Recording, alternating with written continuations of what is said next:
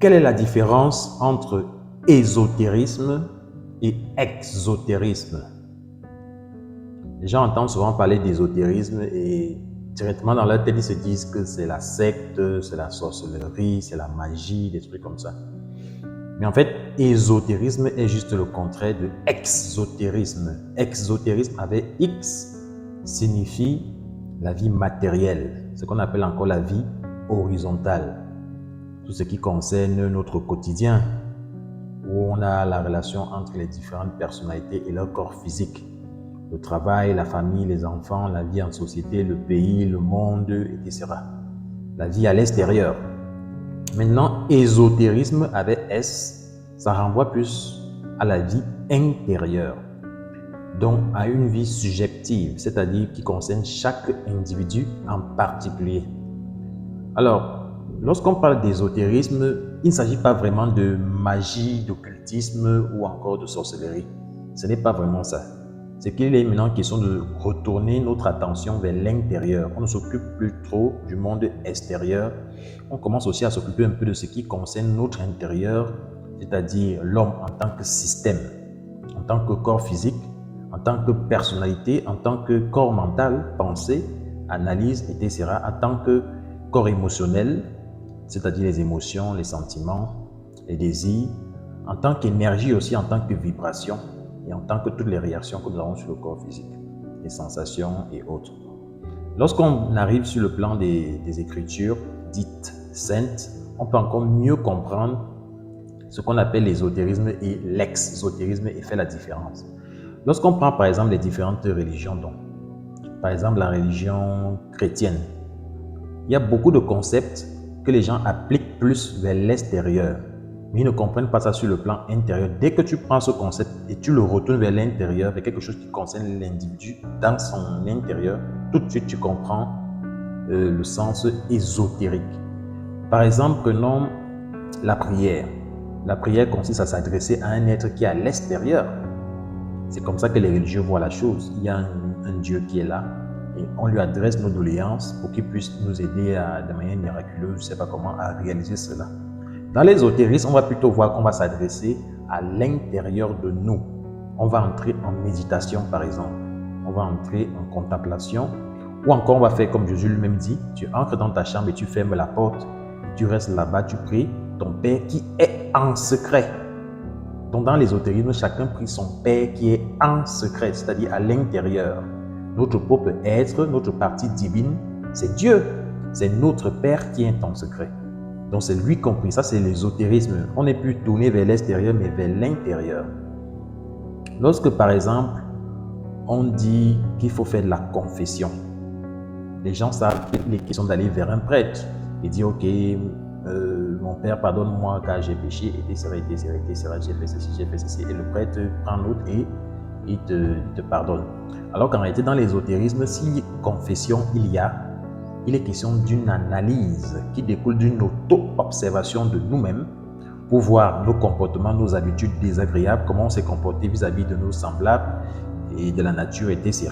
Dans une méditation, on observe tout ça au niveau de notre imagination, on revit la scène, on prend note, on essaie de voir exactement sans fuir, c'est-à-dire on prend conscience de l'acte négatif, horrible qu'on a posé, on ne s'échappe pas, on ne fuit pas, et on essaie de l'analyser, on essaie de comprendre pourquoi, qu'est-ce qui m'a amené à réagir comme ça, etc. On fait tout le travail qui est dans cette histoire-là.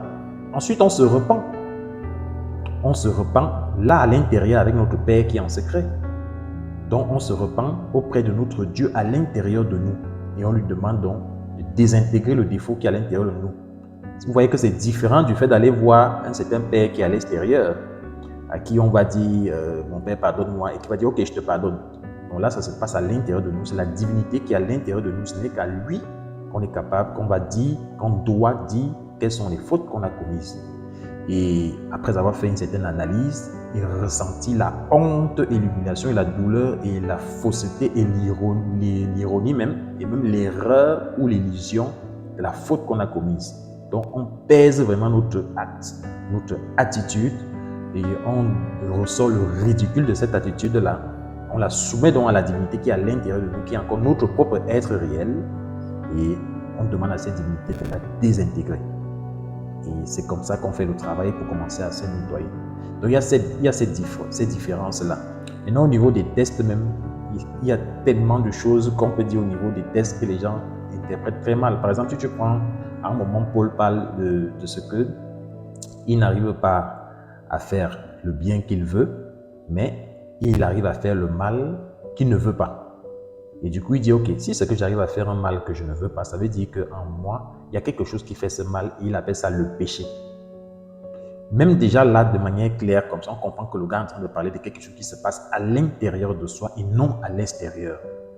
À l'intérieur de soi, parce que les gens, quand ils entendent péché, ils entendent diable, ils entendent ces choses, ils voient ça comme si c'était des forces qui sont à l'extérieur. Pourtant, tout ça est à l'intérieur de nous. Et une fois que tu prends conscience que le mal est à l'intérieur de toi, tu deviens un peu plus sage, un peu plus sincère vis-à-vis de toi-même.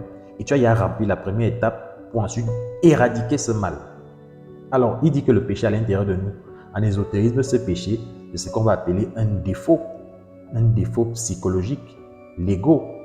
Tout simplement, c'est lui qui nous téléguide, c'est lui qui nous manipule, qui nous amène à faire un bien qu'on ne veut même pas faire, ou alors qui nous empêche de faire ce bien qu'on veut faire, et qui nous amène à faire un mal qu'on ne veut pas faire. Ça veut dire que les choses se font à l'intérieur de nous, à notre insu.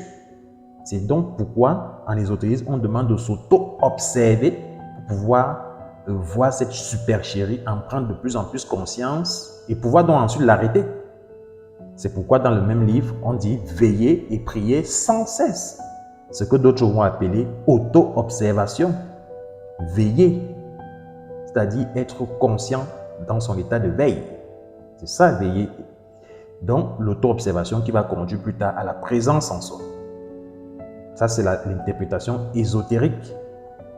Pendant que d'autres vont voir un Jésus à l'extérieur, à qui faire des doléances, l'ésotérisme va voir un Jésus à l'intérieur. C'est-à-dire, lorsqu'on commence à veiller et à prier sans cesse, on veille, c'est-à-dire auto-observation, il y en a des défauts psychologiques. On prie pour demander à la divinité de dissoudre les défauts. Et bien, petit à petit va se réveiller une force à l'intérieur de nous qu'on appelle Jésus. Yesod, le sauveur qui se réveille dans la partie basse du corps pour commencer le travail de purification. Donc, tout ce qui est dit, et même tout ce qui arrive à l'être humain à l'extérieur, il l'interprète à partir de son intérieur. Dans l'optique toujours de découvrir les impuretés pour ensuite mieux se purifier. C'est ça l'ésotérisme. Peu importe le message externe, il l'applique à l'intérieur, il essaie de trouver le bon côté de ce qu'il découvre, de ce qu'il lit, de ce qu'il observe, pour que ça puisse l'aider à découvrir ses propres ténèbres, pour qu'il puisse ensuite aspirer à la lumière. C'est ça l'ésotérisme. Même si c'est la parole d'un fou, d'un enfant, je ne sais pas de quel livre, n'importe quel livre, ce n'est que la même histoire qui est racontée. Pour voir, se rendre compte, constater, réaliser les ténèbres que nous sommes, pour que ces ténèbres, avec la lumière de la constatation et du discernement, puissent se dissiper justement, que là on puisse maintenant réaliser la lumière qu'on n'avait jamais cessé d'être, mais qui, de manière illusoire, avait disparu pendant un moment. Donc voilà la différence entre ésotérisme et ex-ésotérisme. Aka.